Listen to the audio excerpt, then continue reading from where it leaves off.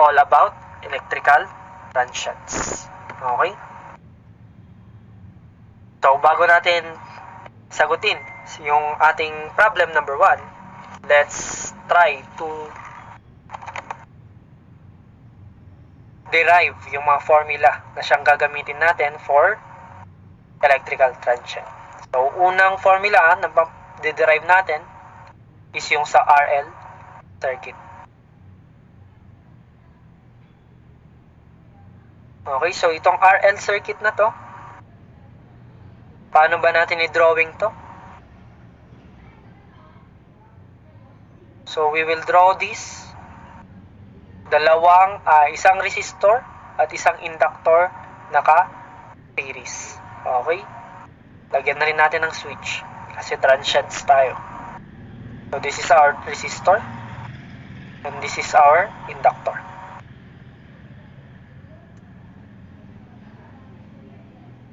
Then, may switch tayo dyan.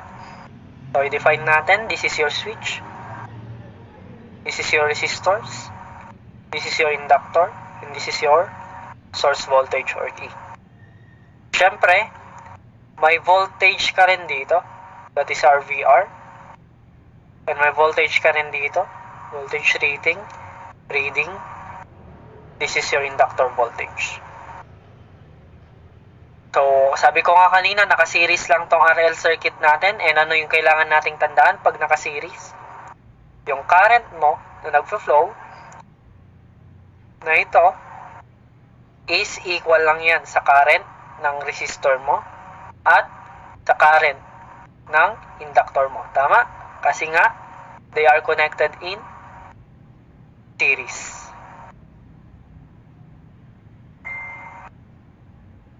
Okay? Next. Ano naman yung voltage R natin or resistor voltage? Okay? Formula lang natin using Ohm's law. That will be current times resistor. Sa inductor naman, ay turo sa inyo to nung DC circuits at saka nung DE. VL is equal to L DI dt. Okay? Then ano yung next step natin? We will loop in this circuit. Anong gagawin nating loop? We will use the Kirchhoff's voltage law. Okay, mag-Kirchhoff's voltage law tayo. So, E, ito, minus R. Voltage ni R. Minus voltage ni L is equal to 0. Okay? Then, substitute natin yung nakuha nating VR at saka VL kanina. So, E now is equal to VR plus VL. Substitute natin. Therefore, E now is equal to IR plus LDI dt. So, ilipat mo sa kabila si IR. E minus IR is equal to LDI dt. Okay, next step. Ano yung next step natin? Gagamit tayo ng differential equation. Anong differential equation yung gagamitin natin dyan? So, we can use variable separable.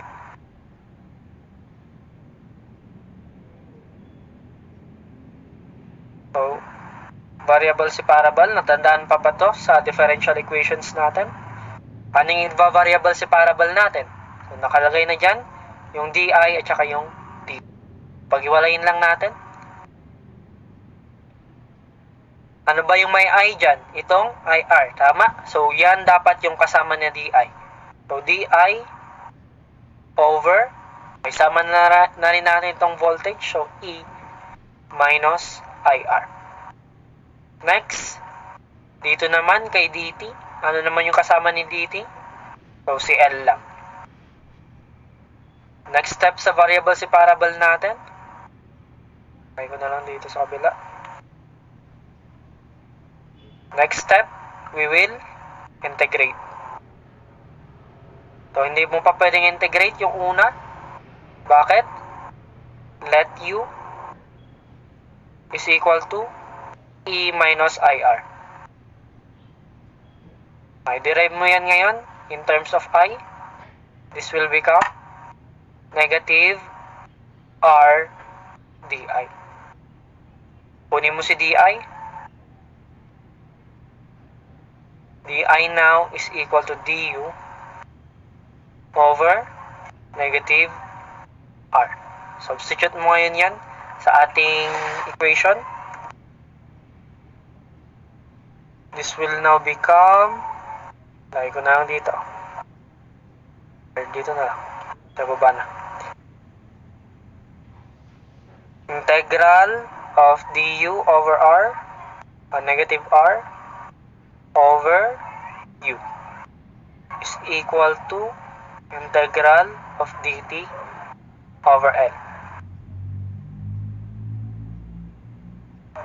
So, labas natin si negative r. So, 1 over negative r integral of du over u is equal to integral of dt over L. Then, ano ang integral ng du over u? This will become 1 over negative r ln u is equal to P over L plus constant. Okay, K na lang yung constant natin kasi yung C gagamitin natin for capacitance. Then substitute natin yung value ng U. So 1 over negative R ln of E minus IR is equal to T over L plus K. Okay, then ilipat natin si R sa kabila. So ln E minus IR is equal to negative RT over L plus K. Okay? The next step, para matanggal yung ln sa kabila, erase to E mo both sides. Baka magtaka kayo bakit hindi natin tinimes si R kay K. Kasi si K constant lang yan. So kahit hindi na natin i-times si R. So magkakancel yung ln, ang matitira E minus IR is equal to E raised to negative RT over L plus K. Okay, pero yan pwede nating i-simplify pa yan.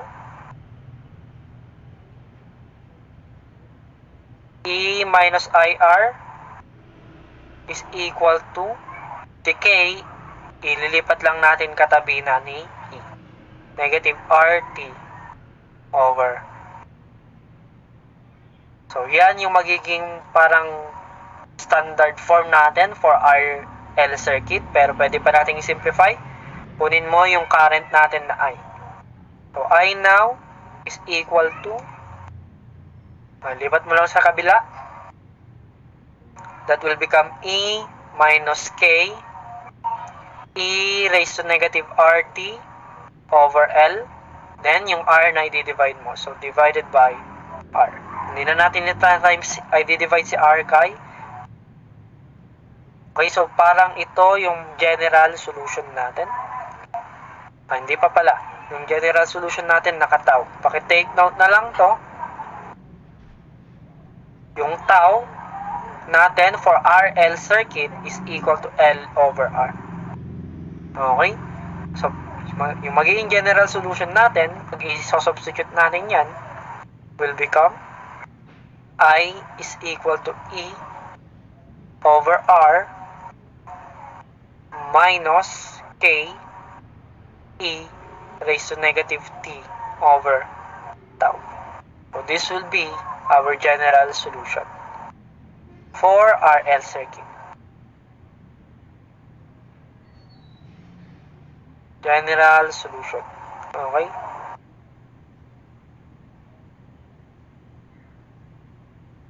Okay, ngayon, kung may binigay na initial condition naman, mag-iiba yung equation natin. So, kung with initial condition, ano ba palaging initial condition natin? Di ba, mag-start sa 0 yung time. At pag nag-start ka, ano yung mangyayari? Yung current mo will also be 0. Substitute mo lang yan sa general solution natin. So, E over R now, 0 is equal to E over R minus K E raised to 0. Yung E raised to 0 will become 1. Therefore, K now is equal to E over R. Substitute mo yan sa general solution mo, makukuha mo yung particular solution natin, yung may initial condition. So, I now will become E over R minus E over R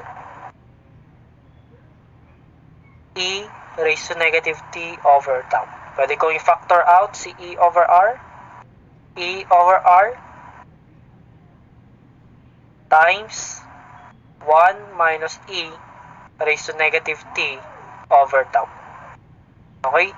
Itong formula na to, ito yung madalas nating gagamitin dito sa transient para hanapin si current sa RL circuit.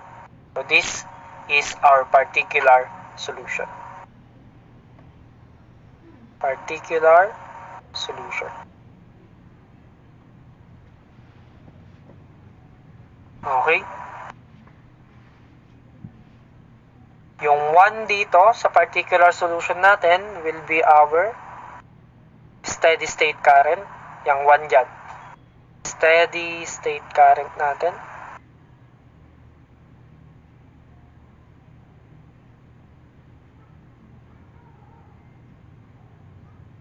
Then, yung ating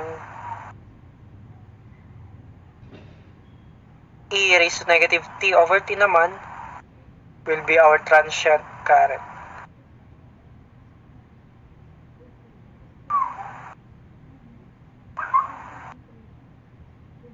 Okay? So, yan yung gagamitin natin. So, using yan, yung current na to ng particular solution, pwede na rin nating mahanap yung ating VR. Okay? Para mahanap yung VR natin, gamitin natin yung formula ng VR kanina sa taas. Ano ba yung formula ng VR natin? VR is equal to IR. So, gamitin lang natin yan. VR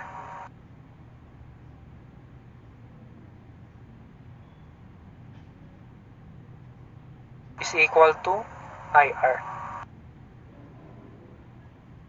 Okay, substitute natin yung I natin. That will become E over R times 1 minus E raised to negative T over tau times R. So, magkakancel lang si R natin. Magkakancel si R. Ano natira? VR now is equal to E times 1 minus E raised to negative T. So, yan yung gagamitin naman natin pag ang hinanap is resistor voltage sa ating transient. Ganun rin, pwede rin natin hanapin si VL. Gamitin lang natin yung KVL natin kanina. Ano ba yung nasa KVL natin? E is equal to VR plus VL. Substitute mo yung value ng VR natin. E now is equal to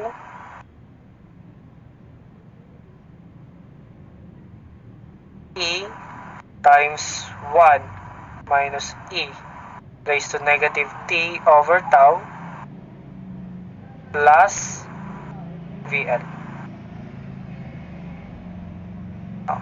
Magkakancel lang yung E mo na ito at saka yung 1 natin.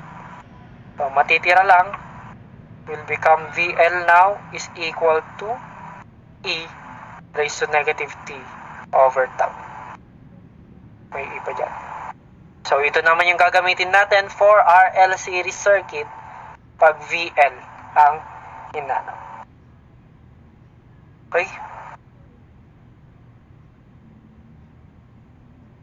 graph rin naman natin kung paano yung drawing ng circuits ay ng graph natin dito sa RL circuit. So, pag i-graph natin yan, ganito siya.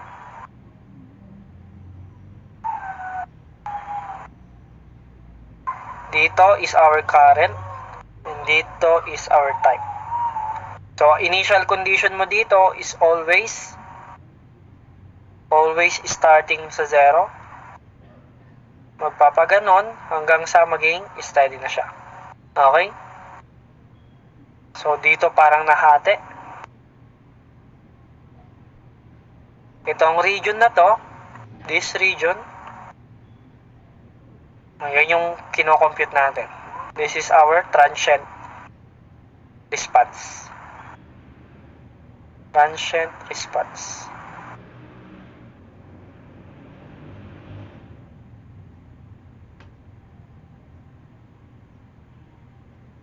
Then, itong region naman na sa kabila, okay, itong region na to, this is our steady state value na. Naka-steady na dyan yung flow ng current natin. So, steady state.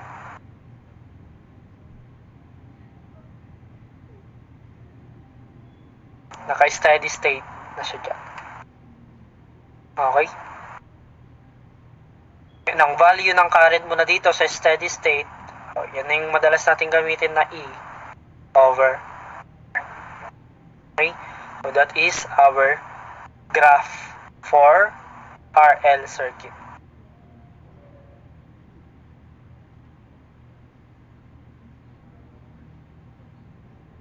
Okay, paki-screenshot na lang. O, di bale, itong RL circuit lang yung sigurong ano natin. I-derive. So, part 1.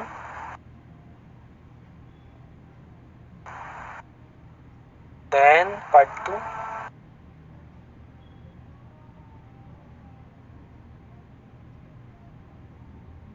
Then, part 3.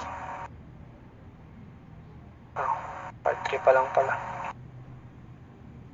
Then, part 4.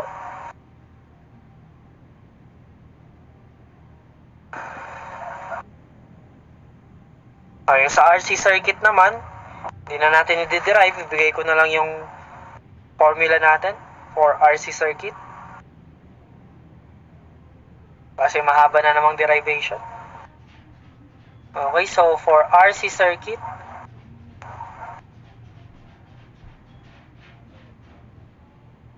mayroon lang tayong dinagdag dito in terms of charge. Okay, charge.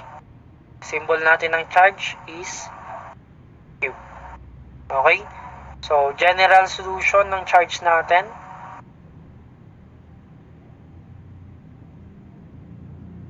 will become Q is equal to CE minus KE raised to negative T over tau.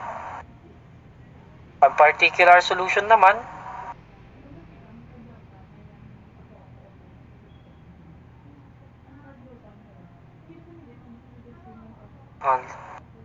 factor out mo lang si CE, then 1 minus E raised to negative T over tau. Pero yung tau natin dito sa RC circuit, iba na. Ang tau natin is RC. Okay? For RC circuit. Take note na lang to.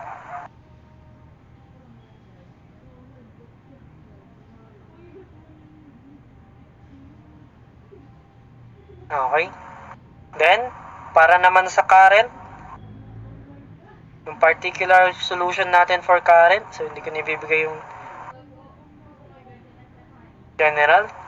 The particular solution natin for current dito, I is equal to E over R times E raised to negative T over tau. So, yan yung formula natin for current ng RC circuit. Yun na lang. Siyempre, kung may current, makukuha mo rin yung VR natin. VR natin dito. So, VR natin for RC circuit will now become I times R. So, this will become E times E raised to negative t over tau. And VC circuit natin, capacitor voltage natin will become, baliktad lang, 1 minus e raised to negative t over tau. So, baliktad sila nung VL kanina. Okay? And paano naman natin ito i-graph? So, yung graph niya is ganito. So, ang initial condition naman nito, maximum. Okay? Nasa maximum siya. Yung I niya, so this is Ri. And this is our T. Maximum yung initial niya, then babagsak hanggang sa maging 0. Okay? Itong portion na to, that is our transient response.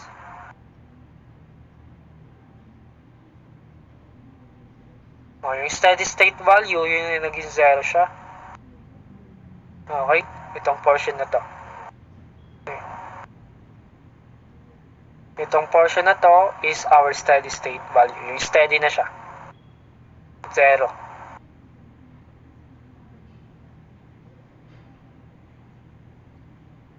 Using yung graph na yan, ma-identify natin ganito.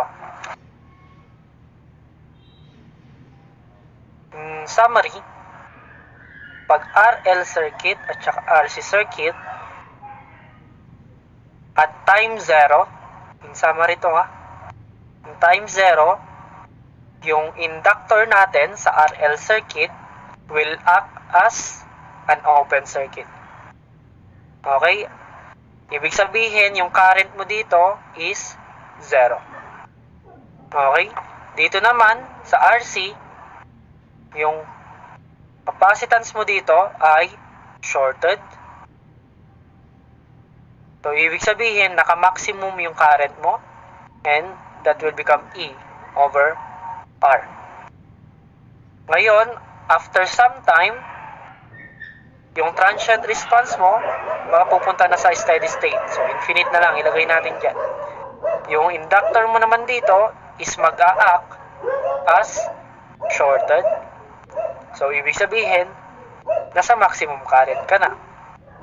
So, that will become E over R. And yung capacitance mo naman, mag-a-act na as open circuit. Okay? So, yung current mo dito will become 0. Kaya kung papansinin nyo yung drawing, habang mas tumagal yung RC circuit, naging 0 yung value, samantalang dun sa kabila kanina is mas lumaki. Okay, so paki-screenshot na lang part 1 for our RC circuit bago tayo mag-solve si number 1. Then part 2. Yan, paki-memorize na lang din to because pwede itong ilabas as objectives sa board exam. Okay? So, punta tayo sa number 1.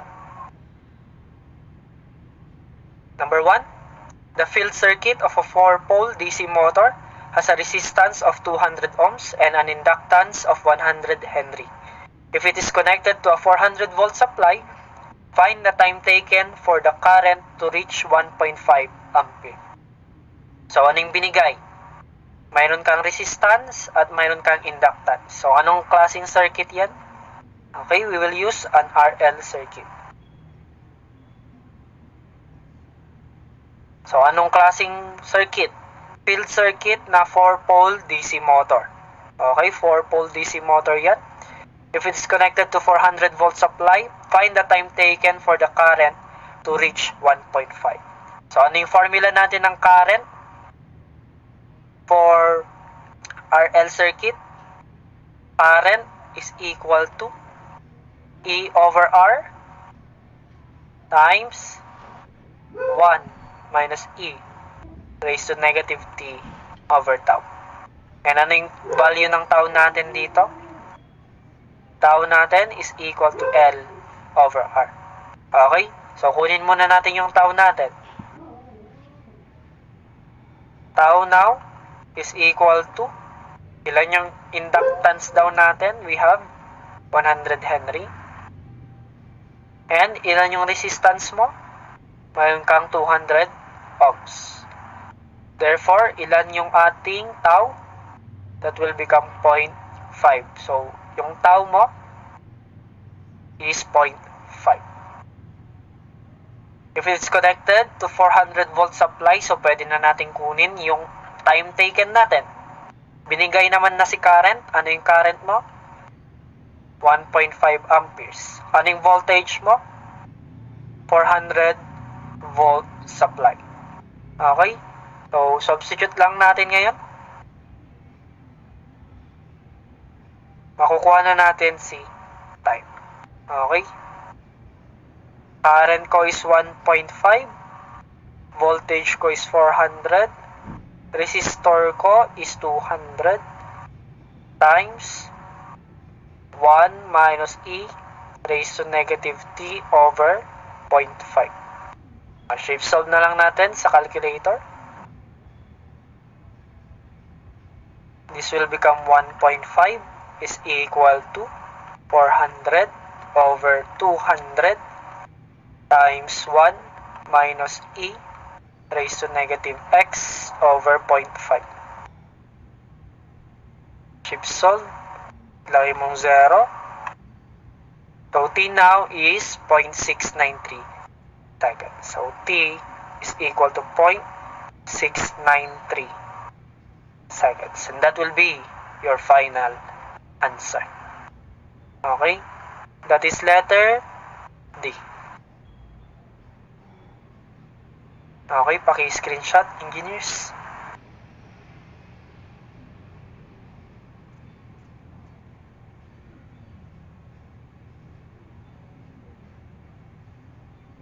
Okay, number 2 tayo. Objectives. What is the time constant for series RL circuit? So, naibigay ko na kanina. Pag RL, ang tau natin is, L over R. Pag RC naman, ang tau mo will become RC. Okay? So, final answer will become L over R.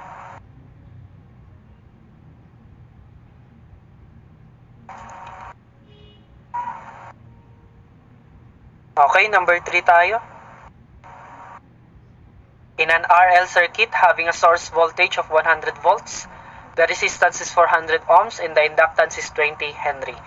What is the time constant? Okay, so ano yung mga binigay? Mayroon kang source voltage na 100 volt. Mayroon kang resistance na 400 ohms.